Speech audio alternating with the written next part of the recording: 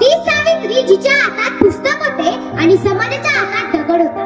आज मी पुन्हा आले तुमच्याशी बोलायला, माझ्या लेकींशी बोलायला, माझ्या लेकरांशी मन मोकळं करायला. लेकींना तुम्ही शाळेत बसतात, पुस्तक उघडतात, पेन हातात धरतात, पण कधी विचार केला होता का ही वाट किती काटेरी होती? त्या काळात मुलीनं शिकणं म्हणजे गुन्हा होता, पुस्तक हातात घेणं म्हणजे पाप होतं. बाई शिकली तर संसार बुडेल असं सांगितलं जायचं. पण मला माहित होतं ज्ञानाशिवाय मुक्ती नाही, शिक्षणाशिवाय प्रगती नाही. मी शाळेत जात होते, माझ्या डोक्यावर शेण दगड पडत होते, लोक मला शिव्या घालत होते, पण माझ्या डोळ्यासमोर माझ्या लेकींचं उज्ज्वल भविष्य होतं. आज तुम्ही डॉक्टर व्हायचं स्वप्न पाहता, इंजिनियर व्हायचं स्वप्न पाहता, अधिकारी व्हायचं स्वप्न पाहता. हे पाहून माझं सावित्रीचं मन अभिमानानं भरून येतं. लेकींनो, शिक्षण म्हणजे फक्त नोकरी नाही, शिक्षण म्हणजे स्वाभिमान, शिक्षण म्हणजे आत्मसन्मान, शिक्षण म्हणजे अन्यायाविरुद्ध उभं राहणारं बळ.